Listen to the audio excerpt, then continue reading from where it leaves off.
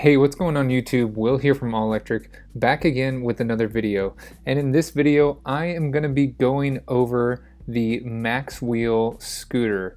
So this is one of their new electric scooters that has a pretty significant mile of range, but I know what they claim, but I'm going to do my own testing to see exactly what I get in the real world.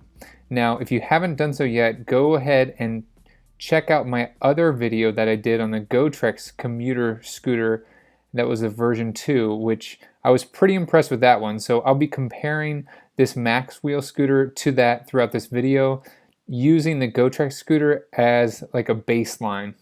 Now, from my review of the Gotrax scooter, I was really happy with it, and it did set a pretty high bar that this Macwheel scooter is going to have to beat.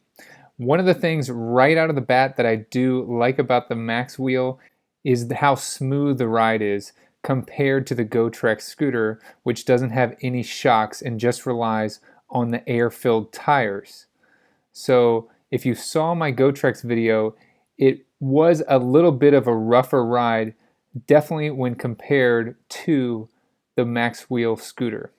Now there you see the safety switch. So you can't just accelerate from 0. You have to actually push off. So like push off and then press the accelerator. This is on the Gotrax scooter, and it's the same on the Macwheel.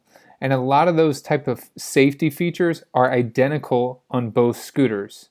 Both of these scooters have a very easy to use on-off switch and a headlight. So I would say those are almost identical. I do, however, prefer the Gotrax user interface or display, because it does show you when you switch into a different gear. But I will say that the Macwheel scooter is a dream to ride because of how smooth it is, even though it does not have air-filled tires and they're solid tires. So you don't have to worry about getting a flat ever with the Macwheel scooter compared to the Gotrax scooter, which are air-filled, so you could run a flat on this. So when looking at the Macwheel scooter, I mean, this thing is a beast. I mean, it is significantly bigger, and it has a bigger deck height and size compared to the Gotrax scooter. But as you can see there, the kickstand does need some work, and I'm going to show you that a little bit later in the video. So kickstand is one of the most frustrating parts, but as you can see here, I mean, I'm about 200 pounds and I'm giving a lot of bounce on the scooter. And, you know, so if you have a, let's say, 10-mile commute, the Macwheel scooter is going to give you a lot smoother ride because of the shocks that it has, where the Gotrax scooter is relying strictly on the air-filled tires. And you can see here how much bounce you actually get. The Macwheel scooter is going to be a lot smoother on your commute to work compared to the Gotrax, which is simply relying on the air-filled tires. Now, here is a closer look at the actual shock, which is pretty impressive for a scooter. Folding the scooter is pretty easy, and the Macwheel scooter does have a nice little feature. If you can see right behind the front wheel, there is actually 2 smaller wheels. So once we fold this thing in half just by simply lifting up and slightly pressing forward on that top bar, it kind of frees up, and then it'll click down on itself. And then you can hold onto the handle, and it actually will go from on the back wheel, which doesn't have a motor, and those 2 little wheels, so you can actually kind of drag it almost like luggage, like airline luggage. So it is pretty quick to fold. Now, in comparison, the Gotrax does have the same mechanism, but it also includes a pin, almost like a safety pin. So I guess they were concerned that it could just kind of come undone when you're driving, when you're riding, not driving. So they did include a safety pin, which I liked, and it added some stability. But I will say the wheels, I think, are a little bit gimmicky. I personally don't think I'll ever be dragging the scooter behind me. I would just carry it. But let's unfold this, and now I want to really test the shock out and just see how much I can flex this thing with hopefully not breaking it.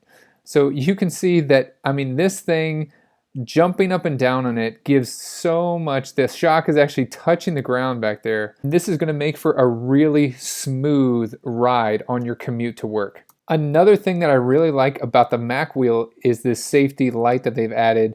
Not kind of like a brake light, but it just goes on automatically when you ride it. And that's a really nice feature, especially if you commute, let's say early in the morning, and that's just the rear tail light that will come on automatically. Let's compare the two sizes of these scooters. So height-wise, they are about the same, and length-wise, the Macwheel is a little bit longer than the Gotrax, but you can see the air-filled tire on the Gotrax on the right-hand side, and the left-hand side is just a solid tire with those two wheels using to drag the scooter behind you with that flat deck. And then on the left-hand side, we have the Macwheel scooter with that awesome shock to help smooth out the ride. And you can see it is several inches longer, which is okay. I mean, it definitely makes for a more comfortable ride having a larger deck to stand on.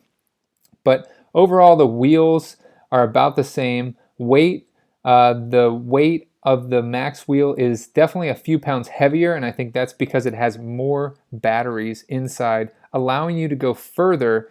Definitely helpful if you have, let's say, a 15-mile commute, but I'll be testing the range a little bit later in the video, so definitely stay tuned for that. So first, here is the display of the Gotrax, which I think is really good. So you can see how it did 0 out there. You can press the red button to turn on the headlight and hold down on it to switch to the second gear, which allows you to go a little bit faster, which is nice. You also get a hand brake, which has a physical brake for the rear tire, and there's your accelerator. And they give you a nice little bell if you want to use that. And here's where you can plug in the charger that is supplied with the scooter. Next, we have the Macwheel, which I found that it got stuck for several days on 5.7. This is kilometers. Unfortunately, they don't have miles per hour or a handbrake. They have electronic or regen braking. They use the motor for braking, which I didn't miss the handbrake because the regen braking when you're going significant speed was plenty fine. As you can see here, I'm resetting it, but it would not go back to 0, so it's stuck on at 5. So that is the Gotrax thickness, and the Macwheel is definitely thicker, and I think that is because they have way more batteries in there. So if you have a longer commute or your commute is kind of on the bubble for the Gotrax scooter, I would definitely highly recommend you go with the Macwheel because the range is a little bit further. Not to give away the range test that I did, which is later in the video. So you do have a backup brake by stepping on the rear of that scooter, which I'll test right here for you. And it worked really well. I was impressed with it. Now the other electronic brake I did test, and it took about 10 to 12 feet to stop when going full speed, which is fine. I didn't feel like it was unsafe at all. And compared to the Gotrax, which did stop a little bit faster because of this disc brake, but I wasn't missing the disc brake on the Macwheel scooter at all. So you do have the same stomp ability on the rear tire. And for ride height, we do have about 5 inches for the Macwheel scooter, that deck height that you're actually going to be standing at, which is fine because you have no air in your tires versus the air-filled tires of the Gotrax scooter gives you about another inch height as far as deck height goes. Now, overall build quality of both these scooters are great, and I would say they're on par with each other. The only thing that drove me bonkers was this darn kickstand on the Macwheel. For whatever reason, it just would not stay up, and multiple times I had scooters falling over each other like you see in a lot of cities. But now here's the Gotrax, and even when I would push it over, it would kind of fall back on the kickstand like you would expect.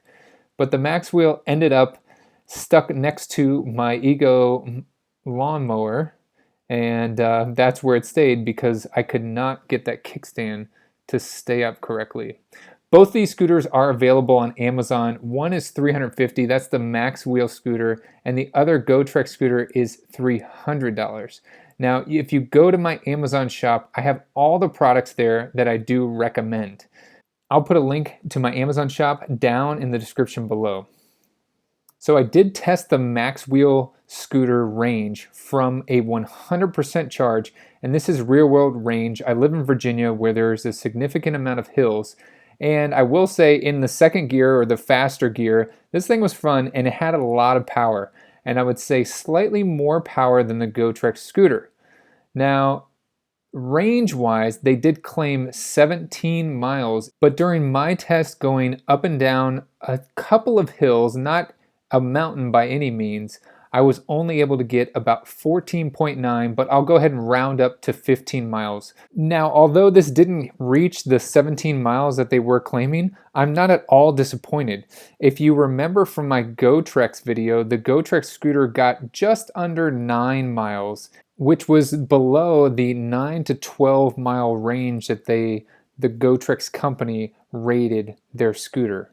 So, I mean, now I'm not testing this around a track either. So I'm testing this on real roads as if I were doing a real commute with hills, with, inclines, declines, and all that. So the fact that the Macwheel scooter can get 15 miles is plenty. Most commutes are under 10 miles. So if you got the Macwheel scooter for only a few $100s, you could sell your car.